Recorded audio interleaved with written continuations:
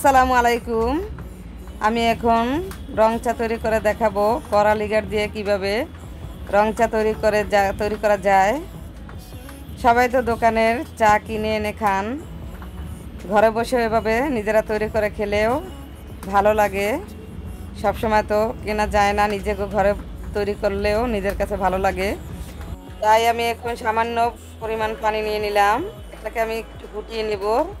তার ভিতরে আমি দিয়ে দেব সামান্য আদা কুচি, দিয়ে দেব দারচিনি, এলাচ ও কয়েকটি লং, আর দিয়ে দেব সামান্য পরিমাণের একটু লবণ। এটাকে দিয়ে আমি ভালোভাবে এটাকে ফুটিয়ে নেব। ফুটিয়ে আমি বেশি করে একটু লিগার দিয়ে দিব। যারা লিগার খেতে বেশি পছন্দ না করেন তারা সামান্য পরিমাণে লিগার নেবেন ও ফুটিয়ে কম নেবেন, কারণ আমি তো কড়া লিগারের একটি রং চা তৈরি করব, তাই আমি লিগারও ফুটিয়ে বেশি নেব।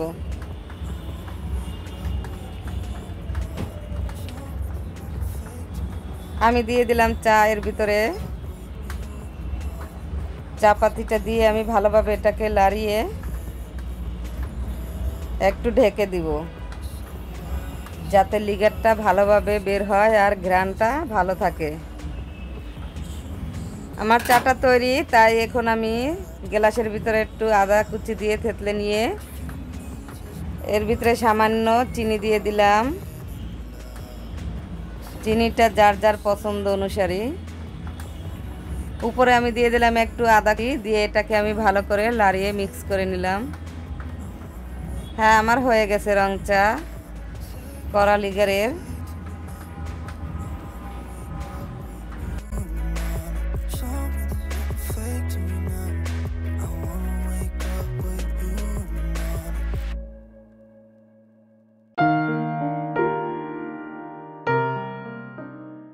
এখন আমি দুধ চা তৈরি করব, তার জন্য সামান্য কিছু পানি আবারও চুলায় দিয়ে ফুটিয়ে নেব। ফুটিয়ে আমি এখন এতে আমি লিগার দিয়ে দিলাম সামান্য, দিয়ে ভালোভাবে ফুটিয়ে এটাকে আমি ঢেকে দিব। ঢেকে দিলে ঘ্রাণটা চার ভালো আসে, তাই আমি ঢেকে দিয়েছিলাম।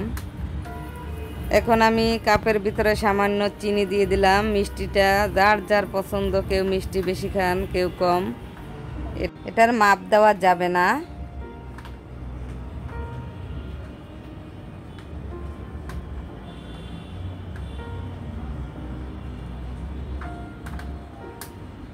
এখন আমি চার লিগারটা সেকে নিয়ে একটু লাড়িয়ে চাড়িয়ে লিগারটা দিয়ে দিলাম। মাশাআল্লাহ, কালারটা দেখতে কি সুন্দর এসেছে। আপনারা এভাবে ট্রাই করে খেয়ে দেখেন, ঠিক দোকানের মতোই স্বাদ, খেতে ভারী মজা হয়। ভিডিওটি ভালো লাগলে একটি লাইক দিয়েন, চ্যানেলটিকে সাবস্ক্রাইব করে পাশে থাকেন। To an ocean, let me float around, eyes closed.